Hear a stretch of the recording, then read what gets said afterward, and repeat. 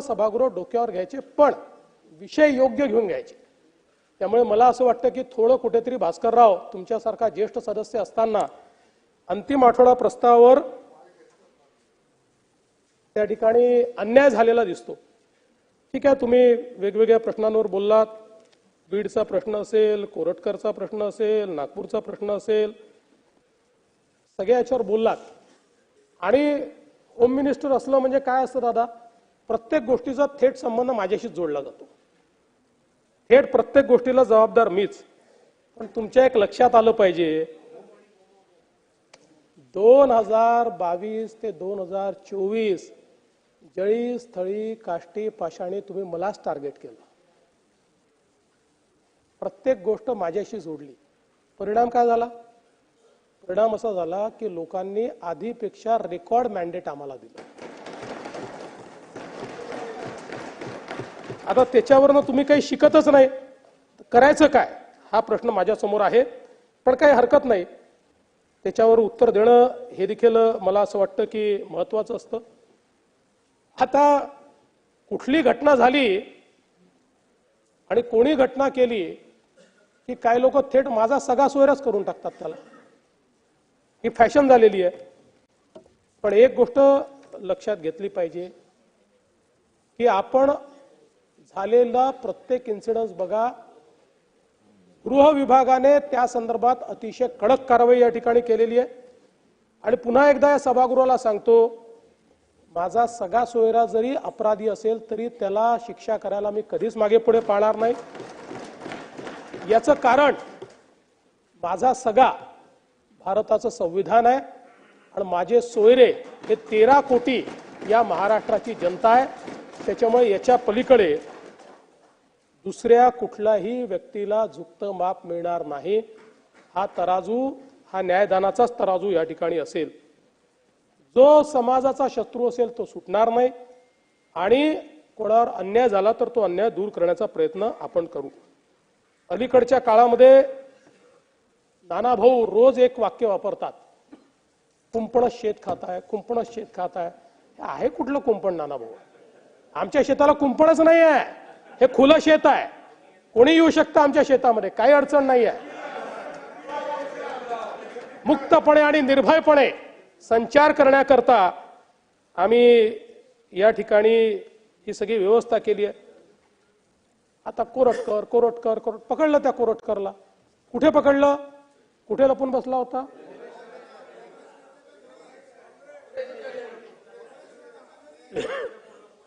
तेलंगणामध्ये. आता कोणाच्या घरी तुम्ही सांगताय, मी सांगणं योग्य दिसत नाही, पण कोण त्याला आश्रय देऊन बसला होता जरा बघा ना नाना भाऊ त्या ठिकाणी. पण आपल्याला राजकारण करायचं नाही आहे. छत्रपती शिवरायांवर जर कोणी अशा प्रकारे बोलत असेल तर ही कारवाई आपण करूच, कारण ते आपलं दैवत आहे आणि त्यामुळे दैवताचा अपमान हा निश्चितपणे आपण सहन करणार नाही. पण आमचे आवाळसाहेब या ठिकाणी नाही आहेत. काल ते कायद्याचं राज्य, लोकशाही कोसळली, राष्ट्रव्यवस्था कोसळली. मला समजतच नव्हतं ते महाराष्ट्राबद्दल बोलत होते का बांगलादेशबद्दल बोलत होते.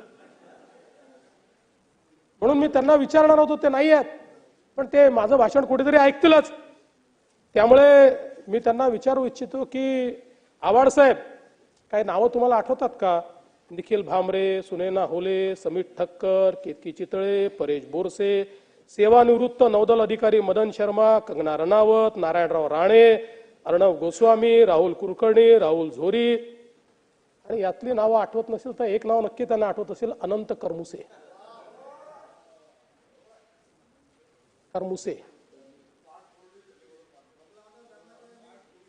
त्यावेळेस कायदा आणि सुव्यवस्था होता, राष्ट्रावर कुठलंही संकट नव्हतं, संविधानाप्रमाणे काम चाललं होतं. म्हणून मिळेल त्या पत्रकाराला जेलमध्ये टाकण्यात येत होतं. त्यामुळे मला असं वाटतं की आवाळसाहेब असते तर जास्ती बरं झालं असतं, पण ते येतील, कदाचित उशिरा येतील, काही हरकत नाहीये. आज आपण जर बघितलं तर तुम्ही किती प्रयत्न केला तरी आम्ही तिघं एकमेकाच्या पायात पाय घालणारे नाही आहोत. एकमेकाच्या हातात हात घालून राज्यकारभार आम्ही चालवणार आहोत.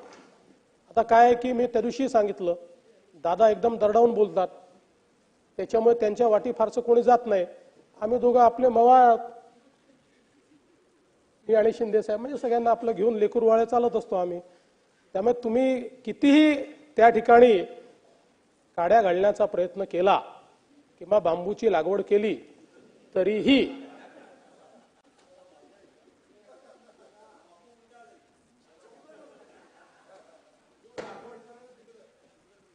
खरं तर मला असं वाटतं की या ठिकाणी एक अजून मला प्रश्न विचारायचा आहे की आव्हाड साहेबांचं भाषण ऐकलं, अनेकांचं भाषण ऐकलं, दंगे करणारे आणि बलात्कार करणारे यांचा एवढा पुळका का? की छाती काय पडवायची? ठीक आहे, अक्षय शिंदेचं एन्काउंटर नसतं झालं, बरं झालं असतं, कायद्याने फाशी झाली असती. पण असं छाती बडवणं चाललेलं आहे जसं काय तो अक्षय शिंदे कोणीतरी स्वतंत्रता सेनानीच होता. रोज तेच, एवढं दुःख. दंगे करणारे, दंगेखोर आणि बलात्कारी यांना कायद्याने शिक्षा झाली पाहिजे, पण त्यांच्याबद्दल जर कोणाच्या मनामध्ये संवेदना तयार होत असेल तर मात्र ते योग्य नाहीये. त्या संदर्भात काही लोकांची मनं ही तपासूनच पाहावी लागतील. आणि म्हणून या सगळ्या चर्चा ऐकल्यानंतर नानाभाऊ मला असं वाटतं, आप इतना भी गरज गरज कर न बरसो, आप इतना भी गरज गरज कर न बरसो कि मैं आंधी तूफान या सैलाब बन जाऊं. खैर मुझ में तो अभी साख बाकी है. आप टटोलना खुद को और अपनी फितरत को. सच बोलो, आप में वो पहले वाली बात कहां बाकी है?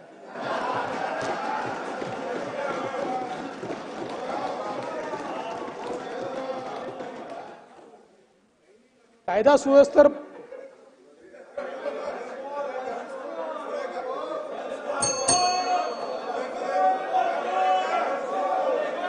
अरे हा काय मुशायर आहे? चाललं काय आहे? जयंतराव, अनेक वेळा आपण काही निर्णय घेतो, ठीक आहे, त्या वेळच्या परिस्थितीप्रमाणे घेतो, ते काही अयोग्य असतात असं नाही, पण कायदा सुव्यवस्थेवर त्याचाही परिणाम होतो. आता कोविडच्या काळामध्ये आपण 10,000वर कैद्यांची मुक्तता केली. एकट्या पुण्यामध्ये आपण 269 कैद्यांची मुक्तता त्यावेळी केली, जे कैदी जेलमध्ये होते. यातले 72 कधी परतलेच नाही. आणि त्यानंतर आता लक्षात येत आहे की अनेक गुन्ह्यांमध्ये ते आरोपी म्हणून सापडत आहेत. 8 लोक तर मोकाचे आरोपी सापडले की ज्यांनी पुन्हा त्या ठिकाणी येऊन गुन्हे केले, काही गँगचे सदस्य झाले. आणि म्हणून मला असं वाटतं की गुन्हेगारांच्या संदर्भात आपण मानव अधिकाराचं हनन होणार नाही बघितलं पाहिजे, पण फार संवेदना दाखवून त्या ठिकाणी त्याचा काही उपयोग होतो असं मला वाटत नाही. आणि म्हणून आपल्याला मी एवढंच सांगू इच्छितो की या संदर्भात गुन्हेगारीच्या आकडेवारीमध्ये मी फार जाणार नाही. मी त्या दिवशी इतकी आकडेवारी सांगितली, पण कधी कधी नानाभाऊ काय होतं, काही विद्यार्थी असे असतात की ज्यांना फारच समजावं लागतं, वारंवार सांगावं लागतं, तेच ते प्रश्न विचारतात. मग शेवटी आपल्याला कंटाळा आला तरी तेच ते उत्तर द्यावं लागतं. त्यामुळे लोकसंख्येच्या अनुसार महाराष्ट्र देशामध्ये गुन्हेगारीत 8वा आहे, तो दुसरा नाही. दिल्ली, केरळ, तेलंगणा अशी अनेक राज्य आपल्या आधीच्या श्रेणीत आहेत. आणि शहराच्या बाबतीतही मी त्या दिवशी सांगितलं की पहिल्या 10 मध्ये किंवा पहिल्या 15 मध्ये आपलं एकही शहर नाही. टेक्निकली नागपूर शहर 6व्या नंबरवर दिसतं, पण त्याच्यामध्ये ग्रामीणचा भाग जो आलेला आहे तो ते गृहीत धरत नाहीत. तो जर भाग ग्रामीणमध्ये पकडला तर तो 27व्या क्रमांकावर वगैरे ते जातं. पहिल्या 15 मध्ये मुंबई 15व्यावर आहे आणि पुणे 18व्यावर आहे. त्याच्यामुळे अशी काही परिस्थिती नाही. देशातल्या मेट्रोपोलिसमध्ये किंवा प्रमुख शहरांमध्ये उत्तम कायदा आणि सुव्यवस्था असलेली आपली राज्यातली शहरं आहेत. याचा अर्थ सगळं आलबेला असं मी म्हणणार नाही, गुन्हे घडतायत, पण शेवटी देशाच्या तुलनेत महाराष्ट्र कुठेतरी पुरोगामी, महाराष्ट्रात काय चाललंय वगैरे जे तुम्ही विचारता, म्हणून मला या ठिकाणी सांगावं असं वाटतं.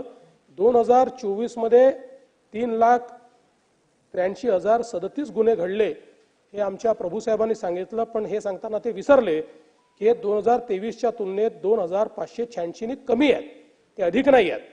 आणि त्याच्यामध्ये जे काही अनेक मेजर अशा प्रकारचे हेड आहेत त्याच्यामध्ये गुन्हे कमी झालेले आहेत.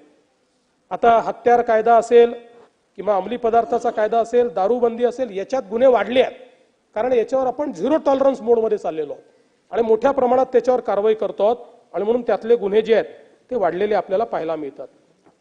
जवळपास या ठिकाणी आपण 808 बंदुका जप्त केलेल्या आहेत, 2600हून अधिक कारतूस जप्त केलेले आहेत आणि मोठ्या प्रमाणात मोकाची कारवाई देखील केलेली आहे. म्हणजे आपण जर बघितलं तर जवळपास 2022 पासनं तर 2024 पर्यंत 600 लोकांवर मोकाची कारवाई ही या ठिकाणी आपण केली आहे. अपराध सिद्धीचा दर, काल एक चांगलं डॉक्युमेंट आमच्या जयंतरावने दाखवलं आणि ते ऑथेंटिक डॉक्युमेंट आहे, ते चुकीचं डॉक्युमेंट नाही आहे, की काही जिल्ह्यांमध्ये, पण त्याच्यामध्ये आपण जर बघितलं असेल तर 8 जिल्हे असे आहेत की ज्या जिल्ह्यांमध्ये मागच्या वेळी 36% होतं, आता 35.5% आहे, 33% होतं, 31% आहे. तर एवढा डिफरन्स हा कमी अधिक येत असतो. 3 जिल्हे असे आहेत की ज्याच्यामध्ये थोडा मेजर फॉल आहे, 8 जिल्हे असे आहेत की ज्यांनी खूप इम्प्रूव्हमेंट केलेली आहे. त्यामुळे आपण ते लक्षात आणून दिलेला आहे, तो आमचाच अहवाल आहे. त्या जिल्ह्यांमध्ये आम्ही निश्चितपणे इम्प्रूव्हमेंट करू. पण मला हे सांगताना आनंद वाटतो की 2009 ते 2014 या संपूर्ण कालावधीमध्ये महाराष्ट्राचा रेट ऑफ कन्व्हिक्शन हा 9% होता. 100 अपराधी पकडले तर 9 लोकांना शिक्षा व्हायची. 2014 पासून आपण तो इम्प्रूव्ह करत सुरू केला आणि आज तो 50%वर गेलेला आहे. आता 50% अपराधी जर 100 अपराधी पकडले तर 50ला शिक्षा होते आणि BNS कायद्यामुळे हा अजून वाढेल अशा प्रकारची आता अपेक्षा आहे. त्यामुळे या संदर्भात आपण जवळपास मोठ्या प्रमाणात काम केलेलं आहे, हे मला या ठिकाणी सांगायचं आहे. महिलांविरुद्धचे जे गुन्हे आहेत याच्यामध्ये गुन्हे उघडकीस येण्याचं प्रमाण हे 93.72% झालेलं आहे आणि बलात्काराचे गुन्हे उघडकीस येण्याचं जे प्रमाण आहे ते 98.59% या ठिकाणी झालेलं आहे.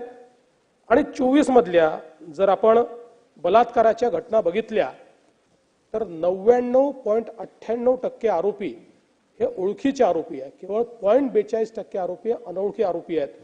त्यामुळे समाजामधली विकृती जी आहे ही विकृती याच्यामध्ये आपल्याला दिसते. पण समाधान एवढंच आहे की आता ही विकृती असतानाही समाज आपल्या महिलांना दाबत नाही आहे. तक्रार करू नका, घरचे लोक आहेत, ओळखीचे लोक आहेत, बदनामी होईल, लग्न होणार नाही, या सगळ्या गोष्टीतनं हळूहळू समाज बाहेर पडतोय आणि ओळखीच्या आणि नातेवाईकांच्या विरुद्ध तक्रारी सुरू झाल्यामुळे आता या बलात्काराच्या गुन्ह्यांमध्ये वाढ झालेली आपल्याला पाहायला मिळते.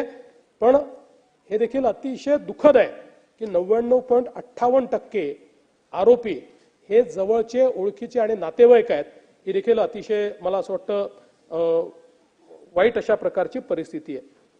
बलात्काराच्या प्रकरणामध्ये 60 दिवसामध्ये त्याची निर्गती व्हावी अशा प्रकारचं एक केंद्र सरकारने देखील आपल्याला सांगितलं. 2020 पर्यंत हे प्रमाण आपलं 45% होतं. 2024 मध्ये हे प्रमाण 94.1% आहे. म्हणजे बलात्काराच्या घटनेमध्ये 2 महिन्याच्या आत आपली चार्जशीट आता 94% प्रकरणात जाते आहे आणि पुढच्या काळात ती 100% प्रकरणांमध्ये जाईल असा आमचा प्रयत्न असेल. आणि यासोबत आपण, मी परवा देखील सभागृहात सांगितलं की 48 तासामध्ये कन्व्हिक्शन हा एक आपण त्या ठिकाणी रेकॉर्ड केलेला आहे. आता एक अजून माझ्याकडे घटना आली आहे 4 दिवसात कन्व्हिक्शनची. हळूहळू हे जे काही बलात्काराचे गुन्हे आहेत याच्यामधलं कन्व्हिक्शन हे वेगानं झालं पाहिजे. किमान त्यातले जे गंभीर गुन्हे आहेत त्याच्यामध्ये अतिशय वेगानं ते झालं पाहिजे अशा प्रकारचा आपला प्रयत्न आहे. या संदर्भात प्रत्येक पोलीस ठाण्यात महिला पोलीस कक्ष केला आहे. आयुक्तालय आणि अधीक्षक पातळीवर महिला सुरक्षा समिती केली आहे. दामिनी पथक, निर्भया पथक, भरोसा सेल असे विविध उपक्रम केले आहेत.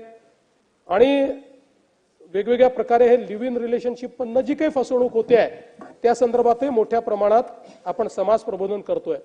ऑपरेशन मुस्कानच्या माध्यमातून 38,910 बालकांची आपण त्या ठिकाणी सुटका केलेली आहे. डायल 112 याची प्रगती अतिशय चांगली आहे आणि मी त्या दिवशी देखील सांगितलं की डायल 112 मध्ये जो रिस्पॉन्स टाइम आपण सांगतो हा अंदाजे नाही, हा रेकॉर्डेड टाइम आहे. फोन आल्यापासून तिथे पोहोचल्यापर्यंत कंप्लीट मूव्हमेंट डिजिटाइज आहे आणि या मूव्हमेंटमध्ये 2022 साली आपला ओव्हरऑल रिस्पॉन्स टाइम होता 15.41. तो 2023 साली झाला म्हणजे 15 मिनिटं 41 सेकंद कॉल आल्यापासून ॲव्हरेज पोचायला लागायचे. पूर्वी आपण बघायचो की हिंदी पिक्चरमध्ये सगळा गुन्हा घडल्यावर आणि सगळं संपल्यावरच पोलीस पोचायचे. आता ती परिस्थिती नाही आहे. 2022 मध्ये 15 मिनिटं 41 सेकंदात पोलीस पोचत होते. 2023 मध्ये तो 15 मिनिटावरून 8 मिनिटं 32 सेकंदावर आला आणि 2024 मध्ये आपला रिस्पॉन्स टाइम झालेला आहे 6 मिनिटं 34 सेकंद. आव्हाड साहेब आलेले आहेत, थोडे उशिरा आलेले आहेत.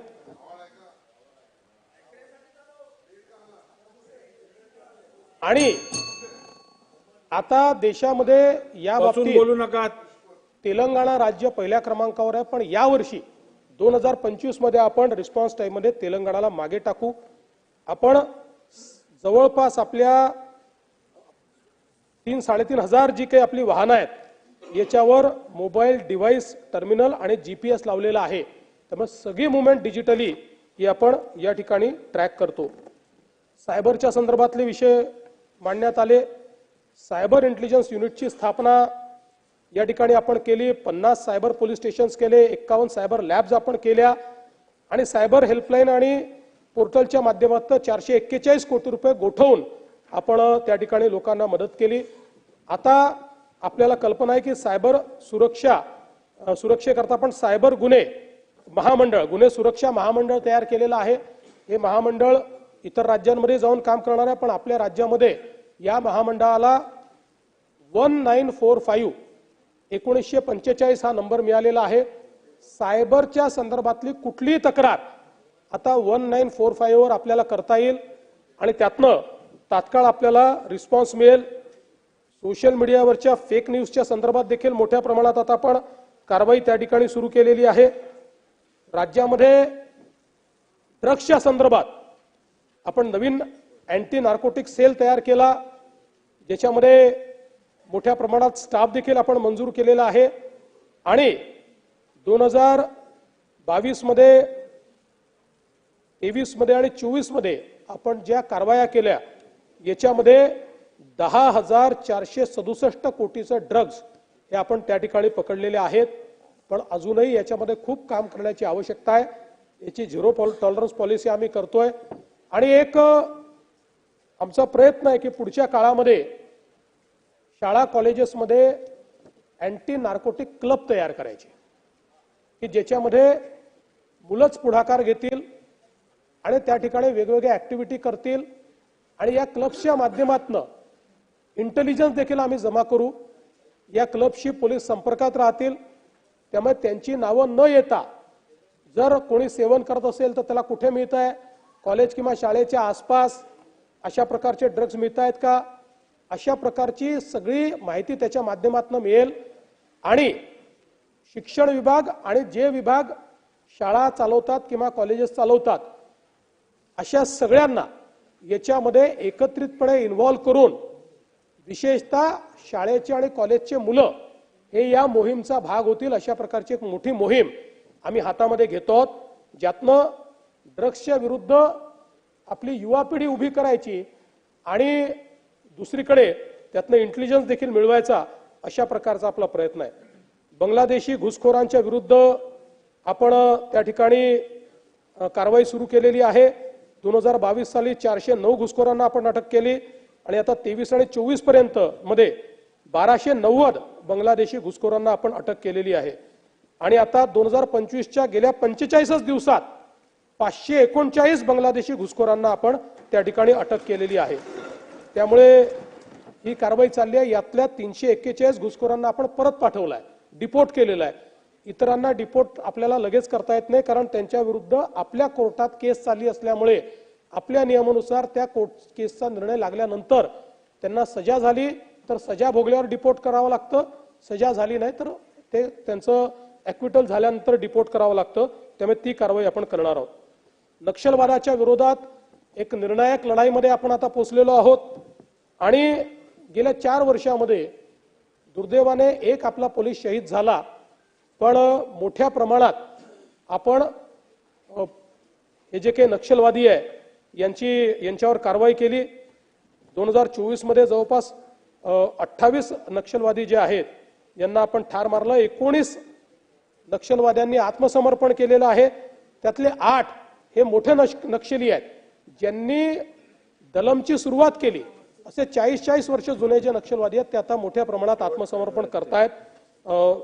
जवळपास या ठिकाणी मोठ्या प्रमाणात 22 नक्षलवाद्यांनी शरणागती पकडलेली आहे आणि आपला प्रयत्न आहे एक टार्गेट, फार एम्बिशियस टार्गेट देशाचे गृहमंत्री माननीय अमित शाह यांनी ठेवलेलं आहे की कुठल्याही परिस्थितीमध्ये आपल्याला मार्च 2026 पर्यंत देशामध्ये नक्षलवादाची संपूर्ण कंबर मोडायची आहे.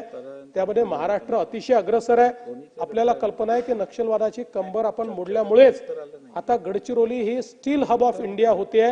मोठ्या प्रमाणात गडचिरोलीमध्ये त्या ठिकाणी गुंतवणूक येते. दुसरं, पोलीस भरतीच्या संदर्भात पुन्हा एकदा अनेकांनी त्या ठिकाणी बाब उपस्थित केली. तर आपण गेल्या 3 वर्षामध्ये 35,802 इतकी पोलीस भरती पूर्ण केली आहे आणि नानाभाऊ तुमच्या आकडेवारीत थोडी सुधारणा करतो. आता फक्त 10,000 पद रिकामी आहेत जे दरवर्षी होतात, म्हणजे 5-7 हजार दरवर्षी होतात. त्यामुळे पोलीस भरतीमध्ये कुठेही आपण मागे नाही. पोलीस गृहनिर्माणमध्ये देखील आपण गेल्या 10 वर्षामध्ये खूप मोठ्या प्रमाणात काम चालू केलं आणि त्यातून आता आपली जी काही ही सॅटिस्फॅक्शन लेवल आहे 47% पर्यंत आपण आलो आहोत. आपल्याला 60% पर्यंत पोहोचायचं आहे. जवळपास आता 11,259 घरांचं काम चाललेलं आहे. 83,538 क्वार्टर्स उपलब्ध झालेले आहेत, ऑलरेडी आहेत आणि साधारणपणे 37 अजून नवीन निविदा या आपण काढलेल्या आहेत. त्यांची कामं झाली की जवळपास आपल्याला 95,000 या ठिकाणी क्वार्टर्स हे उपलब्ध होतील. तंत्रज्ञानाची मदत आपण घेतोय. देशामध्ये CCTNS पूर्ण करणारं महाराष्ट्र पहिलं राज्य होतं. आता CCTNS 2 कडे आपण चाललो आहोत, ज्याच्यामध्ये आपण बँडविड्थ वाढवतो आहोत. याच्यामुळे देशभरातले जे काही क्राईम रेकॉर्ड्स आहेत ते कनेक्टेड झालेले आहेत. म्हणजे आज महाराष्ट्रात क्राईम करून एखादा व्यक्ती हा जर उत्तर प्रदेशात जाऊन लपला आणि तिथे त्यांनी एखादा क्राईम केला, तिथे पकडला गेला, तर आता यांचे सगळ्यांचे फिंगरप्रिंट, आणि मला सांगताना आनंद वाटतो की ही जी पद्धत आहे 2018 साली महाराष्ट्राने सुरू केली आणि केंद्र सरकारने ती स्वीकारली आणि केंद्र सरकारने स्वीकारताना महाराष्ट्राने सुरू केलं म्हणून आम्ही आता हे स्वीकारतोय. महाराष्ट्राची त्या ठिकाणी त्यांनी तारीफ केली. देशभरामध्ये आता सगळे जुने रेकॉर्ड आणि नवीन रेकॉर्ड याचं डिजिटायझेशन होत आहे. त्यामुळे कुठलाही व्यक्ती देशाच्या कुठल्याही पोलीस स्टेशनमध्ये गेला तरी देखील त्याचा रेकॉर्ड तपासता येईल आणि त्याच्यावर अन्यत्र कुठे गुन्हे आहेत हे गुन्हे देखील आपल्याला त्या ठिकाणी करता येतील. जवळपास आता याच्यामध्ये आपण 13.37 कोटी नोंदी केलेल्या आहेत. पण 49 लाख FIRच्या माहिती फीड केली आहे.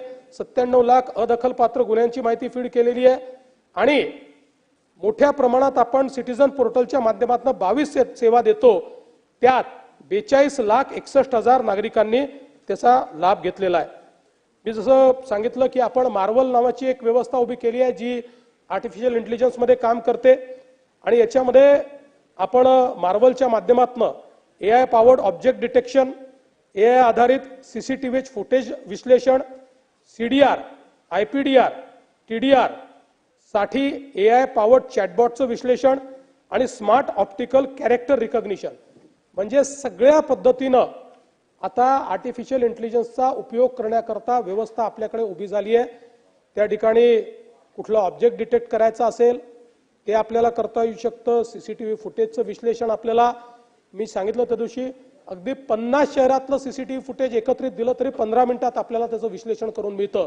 अशा प्रकारची व्यवस्था आपण केलेली आहे आणि मोठ्या प्रमाणात कुठलाही अगदी डम डेटा आहे, 10 वर्षाचा डेटा जर आपण प्राप्त केला तर आपण 15 मिनिटात त्याचं विश्लेषण करू शकतो.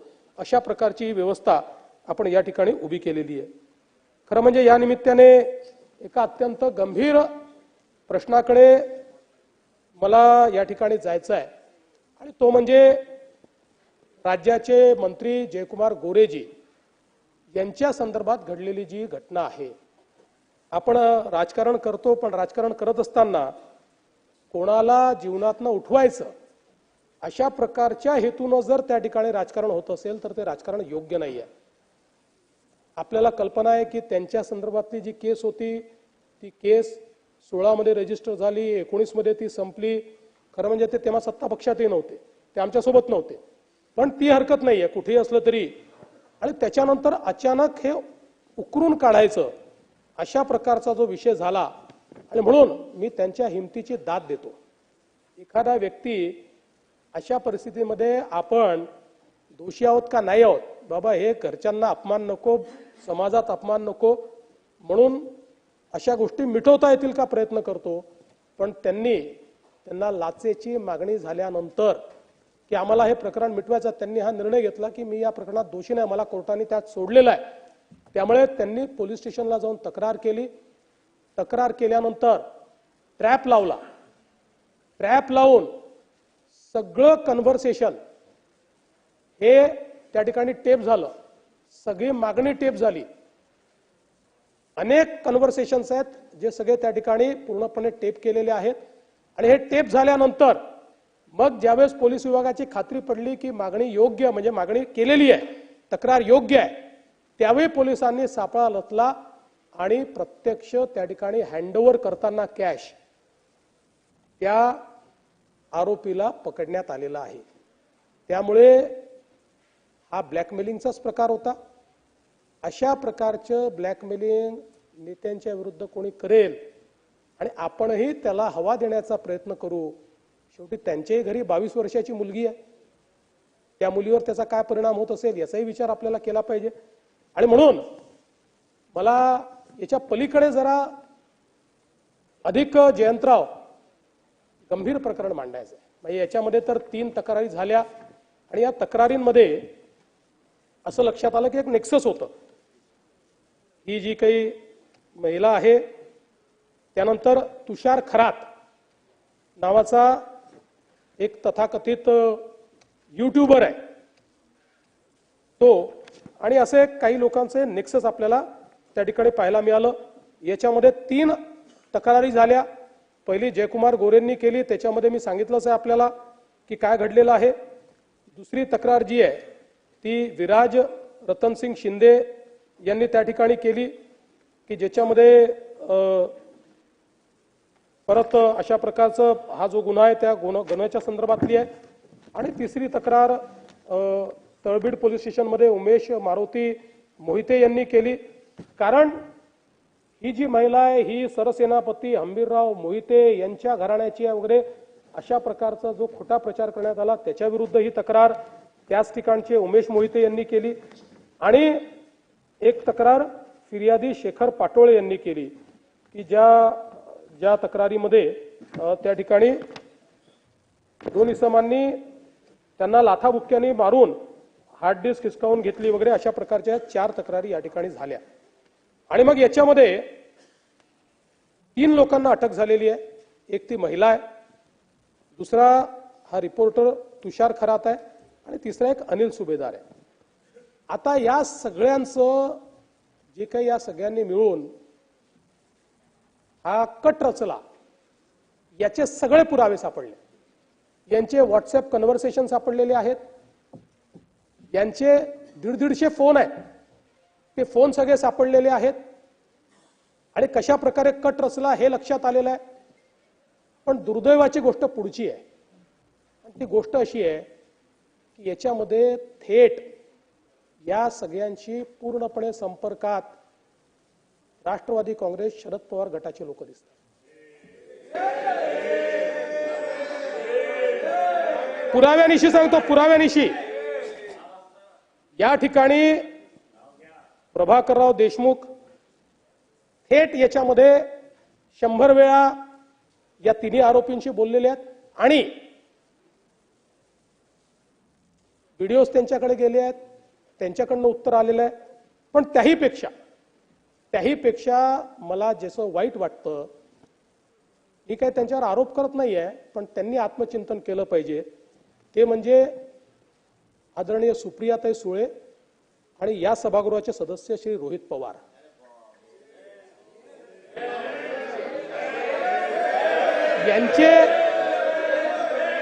यांचे कॉल्स तुषार खरात आणि यांच्या विरुद्ध जे व्हिडिओ केलेले आहेत ते व्हिडिओ केल्यानंतर त्यांनी यांना पाठवले आहेत.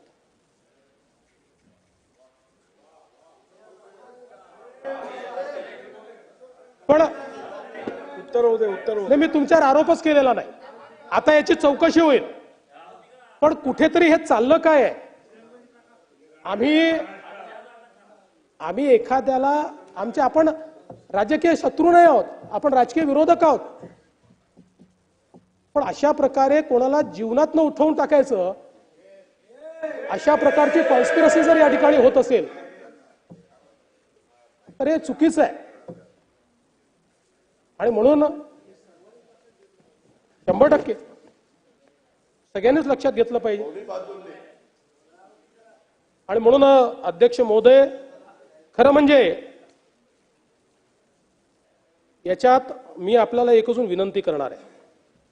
ती विनंती अशी आहे की मला असं वाटायला लागलं की अलीकडच्या काळामध्ये आपली जी हक्कभंग समिती आहे किंवा हक्कभंगाची व्यवस्था आहे ही टुथलेस झाली आहे.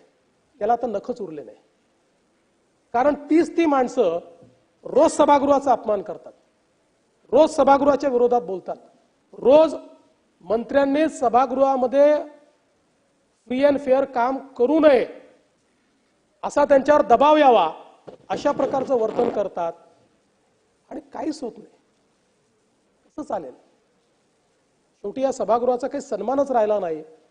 आता आपण काल या सभागृहामध्ये, दोन्ही सभागृहांमध्ये शिंदे साहेबांच्या विरुद्ध जे अतिशय खालच्या दर्जाचं वक्तव्य झालं किंवा कविता झाली त्या संदर्भात आपण इतकी चर्चा केली, सभागृहाने त्याच्यावर आपलं मत व्यक्त केलं आणि याच सभागृहाला डिवचण्याकरता पुन्हा उद्धव ठाकरे गटाच्या एक नेत्या तीच कविता वाचतात. याचा अर्थ काय आहे? या सभागृहाचा काही सन्मान आहे, या सभागृहात बसणाऱ्यांचा काही सन्मान आहे. इकडे संविधानाच्या बाता मारायच्या आणि तिकडे संविधानाने तयार केलेल्या सभागृहाचा रोज अपमान करायचा. सकाळी 9 वाजता भोंगा वाजवून या सभागृहाबद्दल काही बोलायचं. मी आपल्यावर सोडतो अध्यक्ष महोदय, आपण आमचे कस्टोडियन आहात. पण मला असं वाटतं की कुठेतरी मला आठवतं या सभागृहाने हिम्मत करून सनदी अधिकाऱ्याला देखील जेलमध्ये टाकलेला आहे जयंतराव. या सभागृहामध्ये अनेक लोक मी बघितलेले आहेत, याच दारामध्ये राजदंड लावून उभे राहून त्यांना रिप्रिमांड आपण केलेला आहे. कुठे गेलं ते सभागृह? असं आहे की आमच्या वैयक्तिक अपमानाकरता कधी या सभागृहाचा उपयोग करू नका. तो होत असेल तर तो अतिशय चुकीचा आहे. आम्हाला जे प्रिव्हिलेजेस दिलेले आहेत ते या सभागृहात काम करण्याकरता दिले आहेत. मला एखाद्या माझ्या ड्रायव्हरने काहीतरी केलं म्हणून, मला पोलीसवाला उलट बोलला म्हणून याकरता नका करू. पण ज्यांनी सभागृहाचा अवमान होतोय, सभागृहाला कमी लेखण्याचा प्रयत्न होतोय, त्याच्यावर मात्र कडक कारवाई झाली पाहिजे ही माझी खरोखर या ठिकाणी अपेक्षा आहे. आणि म्हणून अध्यक्ष महोदय, या निमित्ताने मी आपल्याला ही विनंती करतोय. आपल्याला कल्पना आहे की काही विषय निश्चितपणे या ठिकाणी आले की ज्या विषयांच्या संदर्भात बोललं गेलं. सोमनाथ सूर्यवंशी यांच्या संदर्भातला जो विषय या ठिकाणी आला, आता याच्यामध्ये पोस्टमार्टम रिपोर्ट हा वेगळा आहे. पोस्टमार्टम ज्यावेळेस आपण करतो त्यावेळी आवाडसाहेब विसेरा हा प्रिझर्व करतो. पोस्टमार्टमचा रिपोर्ट हा बाह्य जे काही ते हे असतात आणि जे काही आतल्या पार्ट्स पाहतात त्याच्या आधारावर केला जातो आणि त्याचा अंतिम रिपोर्ट हा विसेराच्या आधारावर येतो. आता विसेराचा जो रिपोर्ट आलेला आहे तो रिपोर्ट आणि पोस्टमार्टम रिपोर्ट याच्यामध्ये विसंगती आहे. तथापि या ठिकाणी जोपर्यंत जस्टिस अचलिया कमिटी आतापर्यंत ज्यांनी ज्यांनी या संदर्भातले रिपोर्ट दिले तरी पोस्टमॉर्टम रिपोर्टचा आधार घेतला, कोणी विसेराचा आधार घेतलेला नाही. पण जस्टिस अचलियांची समिती आपण या ठिकाणी नेमलेली आहे आणि जस्टिस अचलियाच्या समितीला आपण या संदर्भातली टर्म्स ऑफ रेफरन्स दिलेल्या आहेत. मी आपल्याला सांगतो, निश्चितपणे जर याच्यामध्ये सोमनाथ सूर्यवंशी यांच्या मृत्यूच्या संदर्भात पोलिसांच्या मारहाणीत तो मृत्यू झाला किंवा त्याच्यामुळे तो मृत्यू झाला असं अचलिया कमिटीच्या रिपोर्टमध्ये आलं तर व्हिसेरात काय आहे हेही बाजूला ठेव आणि त्या पोलिसांवर कारवाई केली जाईल. आता आपण तुम्हाला माहिती आहे यामध्ये पोलीस निरीक्षक आणि 4 लोकांना ऑलरेडी सस्पेंड केलेलं आहे. पण जर अचलिया कमिटीने सांगितलं तर मनुष्यवधाचा गुन्हा देखील त्यांच्यावर दाखल केला जाईल. आता त्यातला प्रश्न एवढाच आहे की व्हिसेरा आणि मूळ रिपोर्ट याच्यामध्ये विसंगती आहे. बीड मधला आपल्याला प्रकरण माहिती आहे. या संदर्भात पोलिसांनी विशेषतः सीआयडीचं मी अभिनंदन करेन की सीआयडीने अतिशय आधुनिक तंत्रज्ञान याच्यामध्ये वापरलं. ज्या ठिकाणी जे सीडीआर वगैरे किंवा जो काही डेटा होता हा डिलीट केलेला डेटा होता, डेटा नव्हता. पहिल्यांदा फोन शोधून काढले, शोधून काढलेल्या फोनमधनं डिलीट झालेला डेटा हे नवीन तंत्रज्ञान वापरून ते रिट्रीव्ह केलं आणि त्यातनं खऱ्या अर्थानं ही केस अतिशय फुलप्रूफ अशा प्रकारची केस झाली आहे. मी या सभागृहाला आश्वस्त करू इच्छितो की यातले जे गुन्हेगार आहेत ज्यांनी अतिशय निगरूणपणे संतोष देशमुख यांची हत्या केली आहे, या गुन्हेगारांना जी सर्वोच्च शिक्षा आहे ती होईल याकरता सगळे प्रयत्न राज्य सरकारच्या वतीनं केले जातील हे देखील या निमित्ताने मी सांगतो. खरं तर अक्षय शिंदे याच्या संदर्भात आपण याच्या आधीच मी बोललो आहे, त्यामुळे आता पुन्हा त्याच्यावर मी बोलत नाही.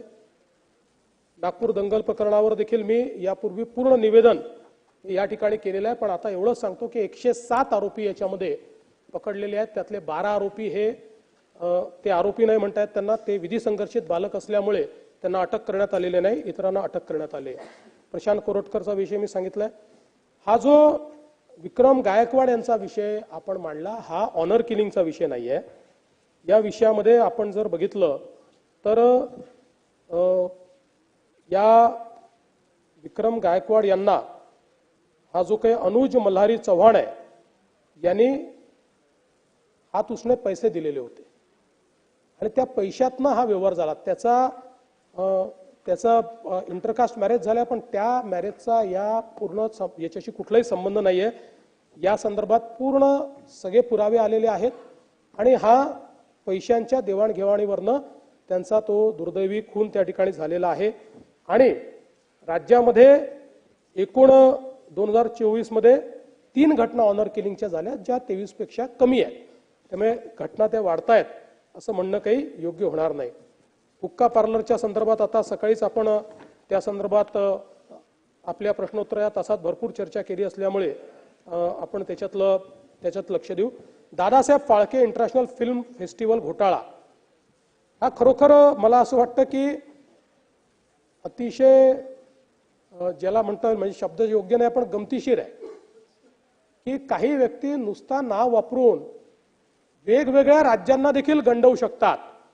त्याचा हा एक उत्तम नमुना आहे की यांनी असा आव आणला की जणू काही हा Dadasaheb Phalke international film festival हा अधिकृतच सोहळा आहे आणि वेगवेगळ्या राज्यांमध्ये जाऊन त्यांच्याशी त्यांनी पार्टनरशिप केली आणि त्यातनं पूर्ण घोटाळा केला. आता दोन्ही आरोपी पकडलेले आहेत, त्यांचे खाते गोठवण्यात आलेले आहेत आणि त्यावर कारवाई ही चाललेली आहे.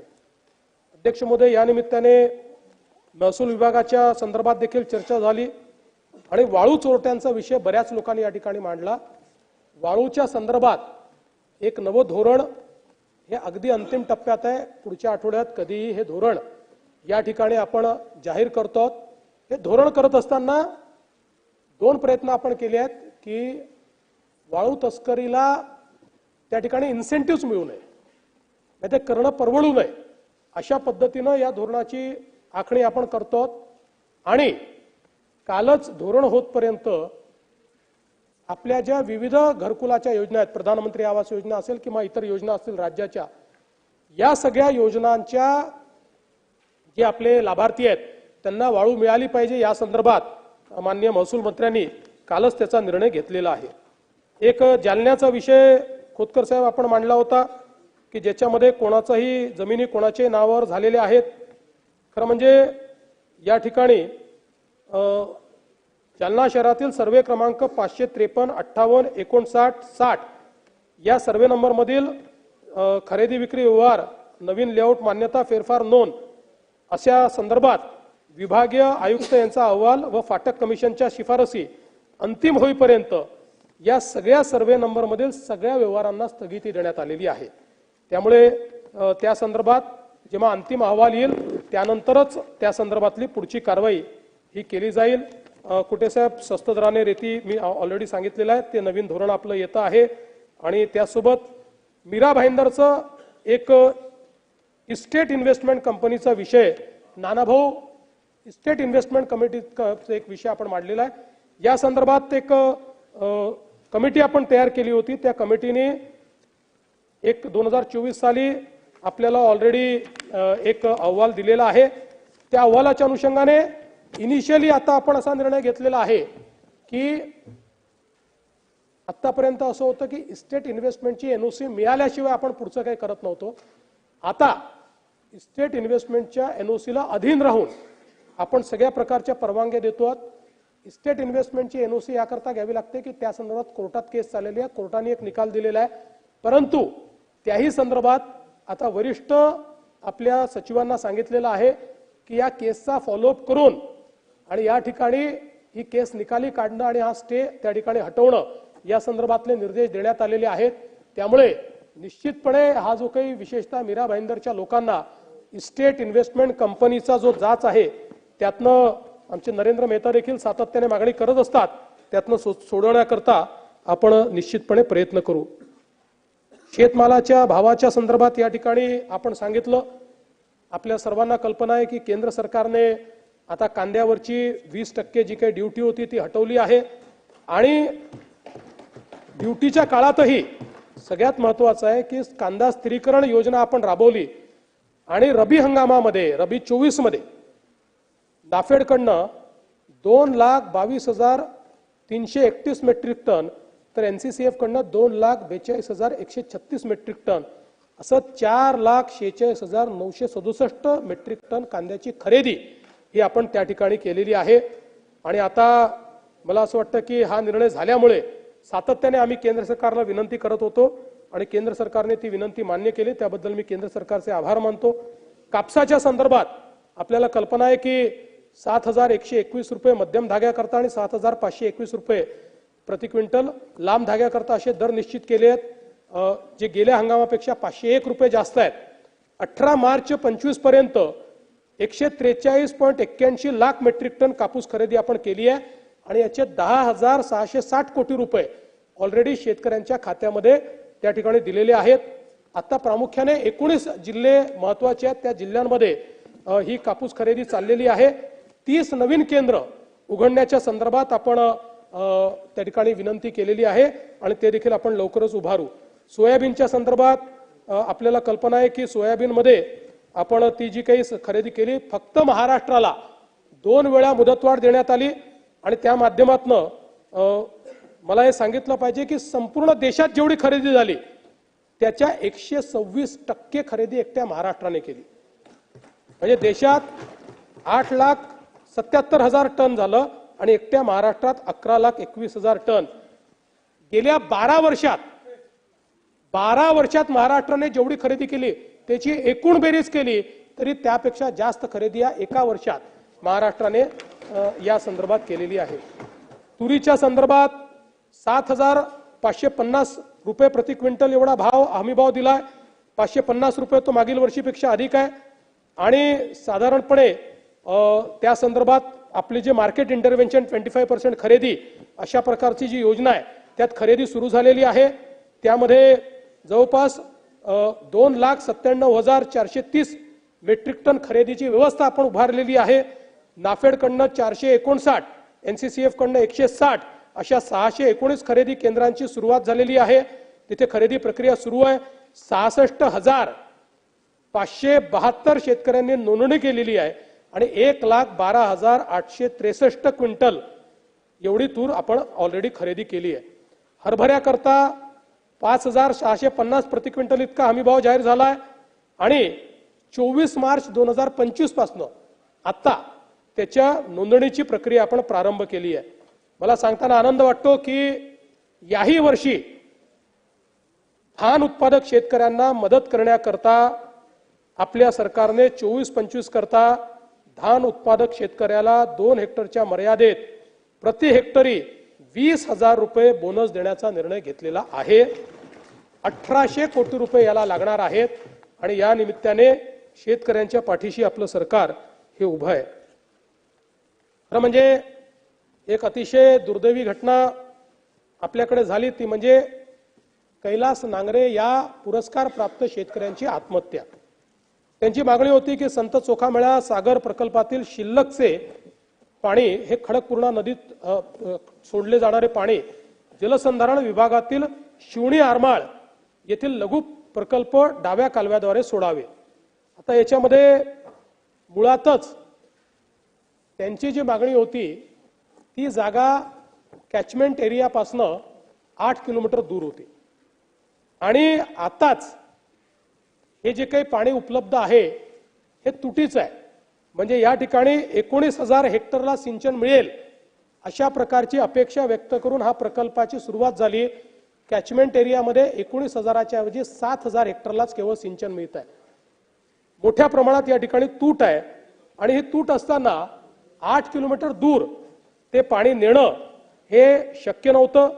या संदर्भात यापूर्वी देखील 3 वेळा त्यांनी आंदोलन केलं, त्यांच्याशी चर्चा झाली, त्यांचं समाधान झालं। आताही ते त्या ठिकाणी उपोषणाला बसले। पालकमंत्र्यांनी जाऊन उपोषण सोडवलं आणि उपोषण सुटल्यानंतर त्यांनी ते मान्यही केलं। त्यांना हे आश्वासन देण्यात आलं की हे पाणी पोचू शकत नाही, पण वैनगंगा नळगंगा प्रकल्पामुळे अधिकचं पाणी जे मिळणार आहे ते पाणी आपल्या भागात येणार आहे, त्याच्यामुळे त्यावेळेस तो प्रॉब्लेम सॉल्व्ह होईल। आता कॅचमेंट एरियातच पाणी नाही तर 8 किलोमीटर दूर हे पाणी नेता येत नाही। त्यांनी तसं मान्यही केलं, पण दुर्दैवाने त्यानंतर त्यांनी आपली जीवनयात्रा संपवली, त्यांनी आत्महत्या केली। त्याच्यामध्ये त्यांनी 3-4 गोष्टी लिहिल्या आहेत। त्यात एक त्यांनी आव्हान केलं आहे की आमच्या भागामध्ये पाण्याची समस्या आपण सोडवावी, आमच्या भागात पाणी आणावं। त्यामुळे आमचा प्रयत्न आहे की नळगंगा वैनगंगाने तर ते येईल, पण अजून काही पर्याय असतील तर ते पर्याय देखील आम्ही पाहतो आहोत। आत्ता तरी असे कुठलेही पर्याय हे त्या ठिकाणी दिसत नाही आहेत, त्यामुळे त्या संदर्भातली कारवाई आम्ही करू। दुसरं त्यांनी सांगितलं आहे की माझे जे जमिनीचे वाद आहेत ते वाद सोडवण्यामध्ये मदत करावी, तर ते कोर्टामध्ये चाललेले आहेत, त्यांच्या चुलत भावासोबतच चाललेले आहेत, तर ते कसे सोडवता येतील हा प्रयत्न आपण करू। तिसरी त्यांनी एक अपेक्षा व्यक्त केली की माझ्या मुलांचा सांभाळ हा त्या ठिकाणी सरकारने करावा। निश्चितपणे त्यांच्या मुलांना दत्तक घेऊन आणि त्यांचं पुढचं शिक्षण वगैरे योग्य प्रकारे झालं पाहिजे याची व्यवस्था ही सरकारच्या वतीनं किंवा आम्ही पर्सनली त्या ठिकाणी लावण्याचा प्रयत्न करू। पण या निमित्ताने मला हे सांगितलं पाहिजे की राज्यातले सिंचन प्रकल्प जे आहेत हे गतीने पूर्ण व्हावेत याकरता आपण नाबार्डकडनं कर्ज घेतलेलं आहे आणि त्या माध्यमातून आपण जर बघितलं तर आता 75 अपूर्ण सिंचन प्रकल्प जे आहेत आणि 155 पूर्ण प्रकल्पाचं वितरण प्रणालीत सुधारणा अशी आपल्याला 15,000 कोटी रुपयाची आता गरज आहे। त्यातले पहिले 7,500 कोटीचं कर्ज आपल्याला हे प्राप्त झालेलं आहे आणि 155 प्रकल्प जे पूर्ण करायचे आहेत आपल्याला त्याकरता 2,500 कोटी हे वितरण प्रणालीतल्या सुधारणेकरता देखील आपल्याला प्राप्त झालेले आहेत। त्यामुळे आता सिंचन प्रकल्प हे त्याचं काम गतीने व्हावं या संदर्भातला आपला प्रयत्न आहे।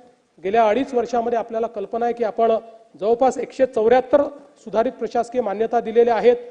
सिंचन क्षमता जवळपास याच्यामुळे 25.8 लाख हेक्टर त्या ठिकाणी तयार होणार आहेत आणि जवळपास या सगळ्या कामांच्या निविदा म्हणजे नुसतं देऊन आपण थांबलो असं नाही, सगळ्या कामांच्या निविदा देखील त्या ठिकाणी आपण काढलेल्या आहेत। आज आपण प्रत्यक्षात 42 लाख हेक्टरची सिंचन क्षमता तयार केली आहे आणि ही कामं पूर्ण झाल्यानंतर 25 लाख हेक्टर म्हणजे जवळपास 67 लाख हेक्टरची सिंचन क्षमता ही आपल्या राज्यामध्ये या ठिकाणी तयार होईल याची व्यवस्था आपण निश्चितपणे केली आहे। नदीजोड प्रकल्पाच्या माध्यमातून मी मागच्या काळात सविस्तर बोललो आहे, म्हणून वैनगंगा नळगंगा नदीजोड प्रकल्प, दमणगंगा एकदरे गोदावरी नदीजोड प्रकल्प, दमणगंगा वैतरणा गोदावरी नदीजोड प्रकल्प, उल्हास खोरे वैतरणा नदीजोड प्रकल्प ज्यातनं 34 टीएमसी पाणी आपल्याला उल्हास खोऱ्यातलं आणि 19 टीएमसी पाणी गोदावरी खोऱ्यात वळवता येणार आहे। पार गोदावरी असेल किंवा कोकण ते तापी खोरे अशा प्रकारचा नार पार गिरणाचा विषय असेल, कोकण ते कोकण कोयना धरणातून कोकणात वळवण्यात येणाऱ्या पाण्याचा वापर करणे या संदर्भातलं काम आपण चालू केलं आणि दमणगंगा पिंजाळ अशा प्रकारचे नदीजोड प्रकल्प केलेले आहेत।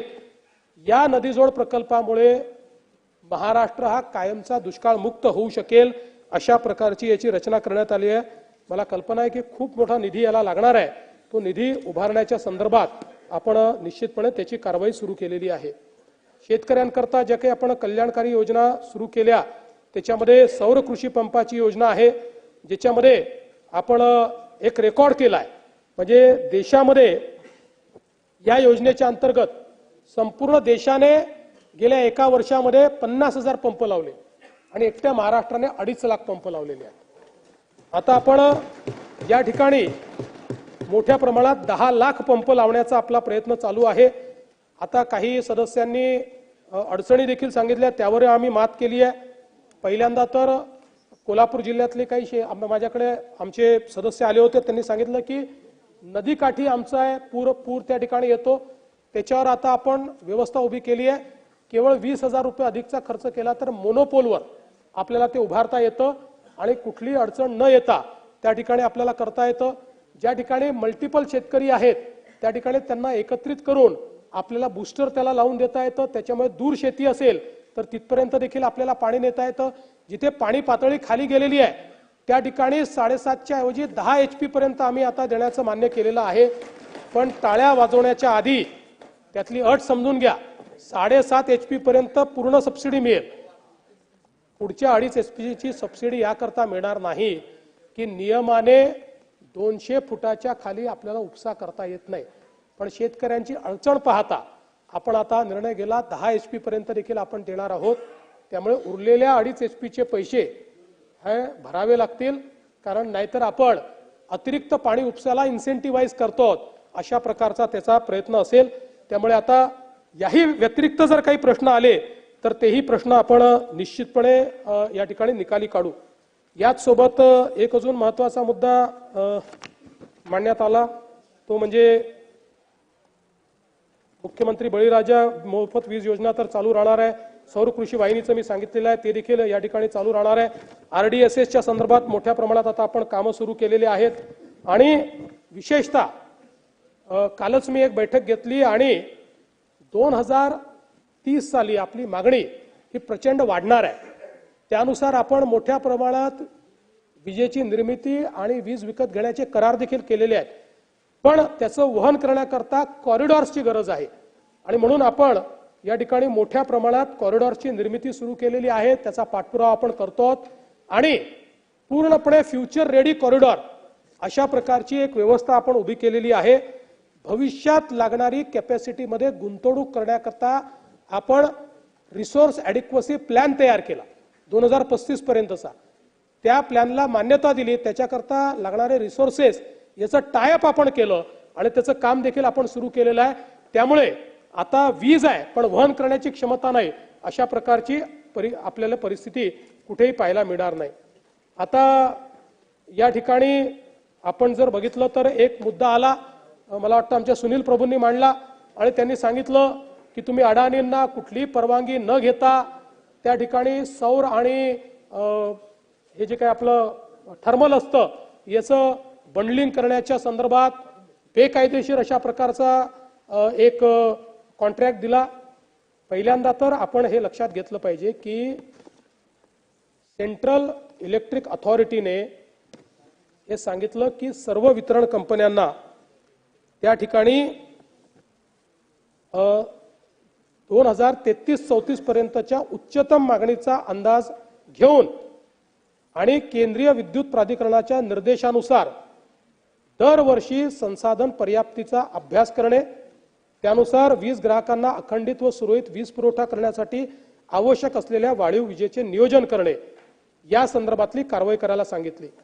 केंद्रीय विद्युत प्राधिकरणाने नवीनतम संसाधन पर्याप्तता अभ्यास अहवालानुसार जे काही महावितरणला सूचना दिल्या त्यानुसार महावितरणने 6,748 मेगावॅट कोळशावर आणि 8,966 मेगावॅट सौर ऊर्जा अशी अधिकची वीज खरेदी करण्याचं ठरवलं। आता हे जे बंडलिंग आपण करतो सौर आणि कोळशाचं, याच्या पाठीमागचा उद्देश काय आहे तर आपल्याला पुढचे 25 वर्ष एका रेटने वीज मिळाली पाहिजे। केंद्र सरकारने खूप चांगली व्यवस्था उभी केली, कारण सौर ऊर्जा जी असते त्याचं दर वाढत नाही, उलट डेप्रिसिएशन आपल्याला प्राप्त होतं। आणि कोळशाची जी वीज आहे, कोळशाचे दर वाढतात, मेंटेनन्सचे दर वाढतात, त्याच्यामध्ये वाढ होतच असते। आणि म्हणून पुढच्या काळामध्ये स्वस्त वीज मिळावी आणि 25 वर्ष एकाच दराने वीज मिळावी म्हणून कोळशाची वीज आणि सौर ऊर्जा याचं बंडलिंग करण्याच्या संदर्भात एक चांगली योजना आणली। या योजनेच्या अंतर्गत त्यांनी प्रक्रिया पण सांगितली। काय प्रक्रिया सांगितली?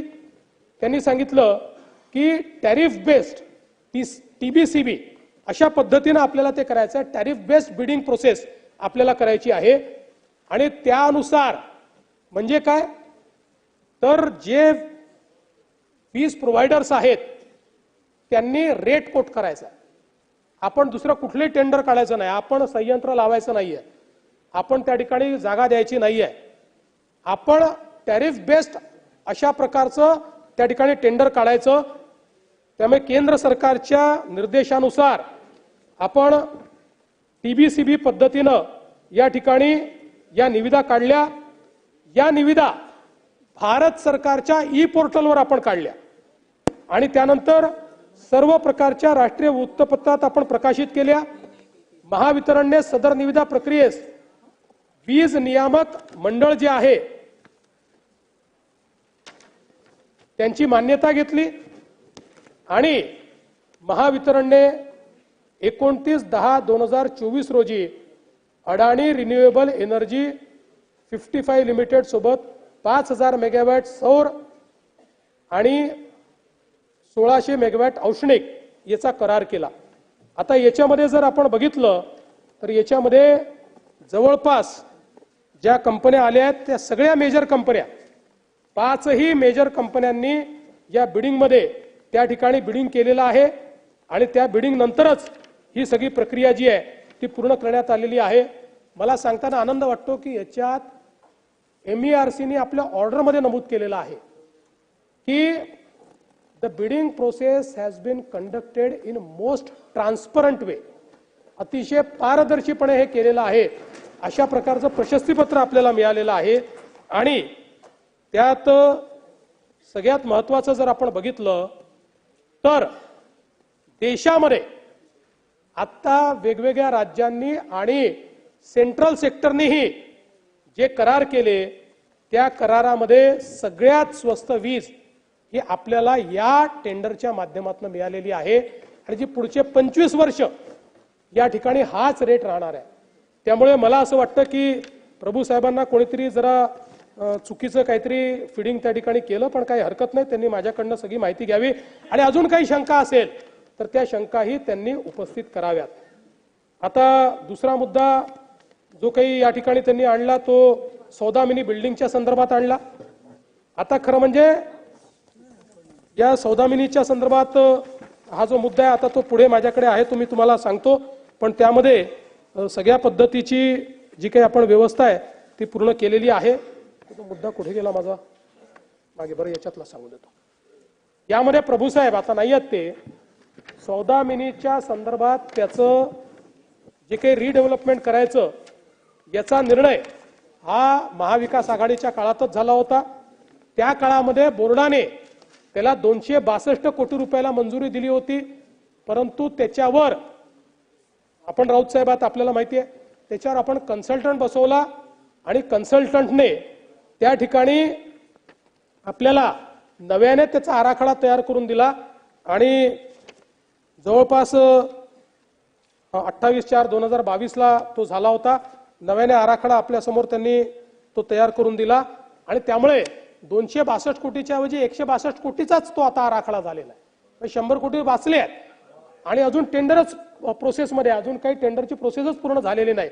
त्यामुळे प्रभू साहेबांना कोण हे घोटाळे देता आहे त्यांची तपासणी प्रभू साहेबांनी करावी आणि त्याच्यानंतर अशा प्रकारच्या गोष्टी त्यांनी या ठिकाणी मागाव्यात. मला असं वाटतं की गेल्या 2 वर्षात आपण जे करार केलेले आहेत त्याचे दर जर आपण बघितले तर आपण 16,000 मेगावॅटचं कृषी सौर ऊर्जीकरण करतोय. आज आपल्याला कल्पना असेल की आपली दादा लँडेड कॉस्ट जी आहे 8 रुपये प्रति युनिट आहे. पण आता गेल्या 2 वर्षातले आपले करार बघा. 16,000 मेगावॅटचं कृषी सौर वाहिनी 3.07 रुपये, 4,300 मेगावॅट सौर आणि पवन हायब्रिड फक्त 3.60 रुपये, 28,000 मेगावॅट पंप स्टोरेज 3.20 रुपये, 1,500 मेगावॅट बॅटरी स्टोरेज 2.19 रुपये, 1,500 megawatt round the clock FDRE firm and dispatchable हरित ऊर्जा 4.60 पैसे. म्हणजे आपण जर बघितलं तर एकीकडे आज आपल्याला 8 रुपयाला जी वीज पडते आहे, आपले ॲव्हरेज दर हे 3 रुपये, 3.20 रुपये, 2.19 रुपये आणि थोडके नाही आहेत. हे सगळे जे आपण केलेले आहेत याची बेरीज केली तर 30,000 मेगावॅट पेक्षा जास्तचे करार आपण केलेले आहेत. आणि म्हणूनच त्याचाच परिणाम आहे की आपण पुढच्या 5 वर्षाचं टेरिफ पिटिशन दाखल केलं जे मंजुरीला गेलाय आणि दरवर्षी पहिल्यांदा देशाच्या इतिहासात महाराष्ट्र विजेचे दर कमी करणार आहे. 5व्या वर्षात कमी करणार आहे. दादा तुम्ही देखील अनेक वर्ष ऊर्जा खातं सांभाळलंय, मी सांभाळलेलं आहे. पण एक नवीन गोष्ट माझ्या लक्षात आली, आपणही सांभाळलेलं आहे. महाराष्ट्र एकमेव राज्य आहे की ज्या राज्यामध्ये 100 युनिटच्या खाली वापर करणारे 70% लोक आहेत. आणि यातलं आश्चर्य काय माहितीये, गडचिरोलीमध्ये 100 युनिटपेक्षा कमी वापर करणारे 42% आहेत आणि महाराष्ट्रामध्ये 70% आहेत. गडचिरोली जास्त श्रीमंत आहे का? मुळामध्ये आता याच्यावर फोकस करण्याची आवश्यकता आहे. आपल्याकडे वर्षानुवर्ष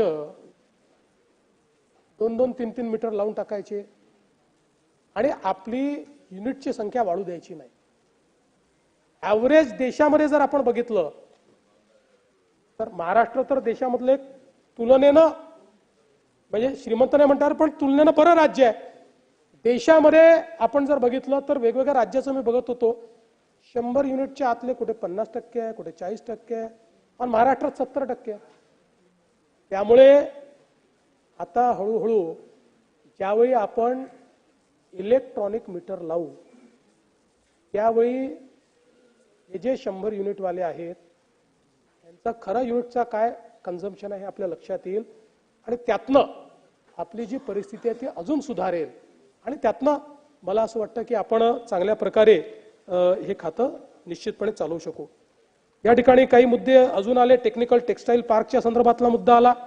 त्याचं आपण एक अभियान टेक्निकल टेक्सटाईल पार्कचं आपण सुरू केलेलं आहे. आमचे राणा जगजित सिंगजी खूप याचा पाठपुरावा करतात आणि तांत्रिक वस्त्रोद्योग अभियान सुरू करणारं महाराष्ट्र देशातलं पहिलं राज्य आहे. 100 दिवसाच्या कार्यक्रमाचा हा आपण भाग केलेला आहे. या अभियानात संशोधन आणि विकास, कौशल्य विकास, बाजार प्रोत्साहन आणि निर्यात प्रोत्साहन असे 4 महत्त्वाचे उद्दिष्ट आपण घेतलेले आहेत. देशात आणि आंतरराष्ट्रीय पातळीवर तांत्रिक वस्त्रोद्योगाला आता सगळ्यात जास्त मागणी आहे आणि म्हणून नवोद्योजकांना एक मोठी संधी या ठिकाणी आहे आणि आपला प्रयत्न आहे की पुढच्या काळामध्ये भारत ज्यावेळी जागतिक बाजारपेठेमध्ये टेक्निकल टेक्सटाईल पार्कमध्ये अग्रेसर होणार आहे त्यावेळी आपल्याला त्या ठिकाणी त्याच्यामध्ये पुढे राहता यावं या दृष्टीनं आपल्याला काम करायचं आहे. काही सरकारी गृहनिर्माण संस्थांचे विषय आले होते ते मी सकाळी बोललोय, त्याच्यावर जास्त बोलणार नाही. पण आपण जो मागच्या काळामध्ये एक निर्णय घेतला होता की सहकारी गृहनिर्माण संस्थांसाठी प्रदान केलेल्या जमिनीचे भोगवतदार 2 मधनं 1 मध्ये आपल्याला जे रूपांतर करायचं आहे त्यामध्ये त्याच्या किमतीच्या 10% आणि ज्या सहकारी गृहनिर्माण संस्था स्वयं पुनर्विकास करतील आणि त्यातील 25% FSI प्रधानमंत्री आवास योजनेसाठी देतील अशा सहकारी गृहनिर्माण संस्थांना केवळ 5% अधिमूल्य आकारून वर्ग 2चं वर्ग 1 मध्ये आपण रूपांतरित करून देणार आहोत। पण सवलतीचे दर 31 डिसेंबर 2025 पर्यंत आहेत। 31 डिसेंबर 2025 नंतर विशेषतः मुंबई आणि पुण्याच्या आमदारांनी लक्षात घ्यावं, हे दर 5% पुन्हा 10% होतील। त्यामुळे आपल्या लोकांना प्रोत्साहित करून जास्तीत जास्त कन्व्हर्शन हे या ठिकाणी करून घ्यावं। अकृषक कराच्या संदर्भातला एक मुद्दा या ठिकाणी आला। मला या सभागृहाला सूचित करायचं आहे, 4 ऑक्टोबर 2024 रोजी राज्यातील निवासी वाणिज्य आणि औद्योगिक वापराखालील जमिनीवर संपूर्ण अकृषक कर राज्याने रद्द केलेला आहे। एक आव्हाड साहेब, आपण रतनशी प्रेमशी चॅरिटेबल ट्रस्ट या संदर्भात बेकायदेशीरपणे ट्रस्टच्या जमिनी विकणे हा खरोखर अतिशय गंभीर अशा प्रकारचा प्रकार आहे। ट्रस्टीने हजारो कोटी रुपयाची जमीन ही परस्पर त्या ठिकाणी खोटे आणि बनावट कागदांच्या आधारावर विकून टाकली। सुदैवाने त्यांच्याच घरच्या सुपुत्राने तो घोटाळा काढला आणि त्या हायकोर्टापर्यंत लढला आणि लढून त्यांनी आता त्या संदर्भात कोर्टाने हे जे काही धर्मदाय सहआयुक्त होते त्यांचे सगळे आदेश रद्द केलेले आहेत। आता या संदर्भात लॉ अँड ज्युडिशरी विभागाला मी विनंती केलेली आहे की त्यांनी या ट्रस्टवर प्रशासक बसवण्याची कारवाई सुरू करावी। कारण जर ट्रस्टी आणि हजारो कोटी रुपयाची जमीन 30-40 कोटी रुपयाला विकून टाकली होती, दुर्दैवाने हायकोर्टाने त्यामधनं तो रिलीफ दिला। त्यामुळे त्याच्यावर सगळ्या प्रकारची कारवाई जी आहे ती येत्या काळामध्ये निश्चितपणे करण्यात येईल। अलीकडच्या काळात जयंतरावांना कोणी चुकीची माहिती देत असते, त्यामुळे ते शासकीय वसाहतीच्या जागेवर SRA योजनेला मंजुरी कशी दिली असं आपण त्या ठिकाणी सांगितलं। खरं म्हणजे जयंतराव, शासकीय जागेवर आपण मंजुरी देतोच, काही अडचणच नाही आहे। आणि याचा प्रस्ताव 2006 साली आला। 2006 साली तो पुनर्विकासाकरता आशापुरा डेव्हलपरकडनं तो प्रस्ताव आला आणि मग ती नोटिफाईड झोपडपट्टी असल्यामुळे त्याला तो लागू आहे। आता याच्यामध्ये केवळ वाद काय होता, PWD म्हणत होती जागा आमची आहे आणि शासन म्हणत होतं आमची आहे। तो वाद बरेच दिवस चालला होता, पण आता त्या संदर्भात जी काही सगळी सुनावणी झाली ती सुनावणी झाल्यानंतर ही जागा शासनाच्या मालकीची आहे, ही रेव्हेन्यूच्या मालकीची आहे अशा प्रकारचा निर्णय त्या ठिकाणी झाला आणि त्यानुसार पुढची कारवाई या ठिकाणी चाललेली आहे। त्यामुळे यामध्ये कुठलाही घोटाळा नाही, कुठलंही नाही, हे नियमानुसार जे काही आहे ते या ठिकाणी झालेले आहेत। खरं म्हणजे झोपडपट्टी पुनर्वसन प्राधिकरणातील अनेक चांगले निर्णय हे शासनाने या ठिकाणी घेतलेले आहेत, याची आपल्याला माहिती आहे। ज्यामध्ये आपण जे काही अभय योजना राबवली, ॲम्नेस्टी स्कीम, या ॲम्नेस्टी स्कीममुळे 23 योजना मार्गी लागलेल्या आहेत आणि 123 कोटी एवढे प्रलंबित भाडे हे आपण देऊ शकलेलो आहे। वेगवेगळ्या प्राधिकरणांमध्ये BMC, MSRDC, MMRDA, MCGM, CIDCO, MHADA, MIDC, Mahapreet, महाहाऊसिंग अशा वेगवेगळ्या संस्था आता रखडलेल्या ज्या काही योजना आहेत त्या योजना पूर्ण करण्याचा प्रयत्न करतायत आणि त्यामुळे 94 कोटी रुपयाचं घर भाडं हे त्या ठिकाणी देखील मिळालेलं आहे। त्याचप्रमाणे जवळपास 300 योजनांमध्ये 35,178 झोपडपट्टी धारकांना आपण पुढच्या 2 वर्षाचं आगाऊ भाडं हे अदा केलेलं आहे। जवळपास या आगाऊ भाड्याची जी काही रक्कम आहे ती 5,039 कोटी रुपये आहे, 539 कोटी रुपये आहे। हे 539 कोटी रुपये या ठिकाणी देण्यात आलेले आहेत। त्याचप्रमाणे थकीत भाडं जे होतं ते 880 कोटी, याच्यापैकी हे भाडं देण्यात आलेलं आहे। 288 कोटी अजून भाडं थकीत आहे, ते पण या ठिकाणी देण्यात येणार आहे। जवळच्या नात्यातल्या हस्तांतरणासाठी आता केवळ 200 रुपयाचं हस्तांतरण शुल्क हे आकारण्यात येईल। जवळचे नाते म्हणजे पती पत्नी, मुलगा मुलगी, नात नातू, विधवा सून यांना बक्षीसपत्राद्वारे आता आपल्याला अशा प्रकारचं काम करता येणार आहे। आणि यासोबत हस्तांतरण शुल्क देखील 50,000 रुपये करण्याच्या संदर्भातला निर्णय आता आपण घेतलेला आहे। जी हस्तांतरणाची कालमर्यादा आहे ही देखील आता आपण कमी केलेली आहे। मोठ्या प्रमाणात PAPचं निर्माण आपण सुरू केलेलं आहे। पात्रतेच्या संदर्भात आपण चांगली व्यवस्था उभी केली आहे आणि परिशिष्ट 2 अंतिम केल्यापासून 7 दिवसाच्या आत सार्वजनिक रूपाने संकेतस्थळावर ते प्रसिद्ध झालं पाहिजे, जेणेकरून याचं नाव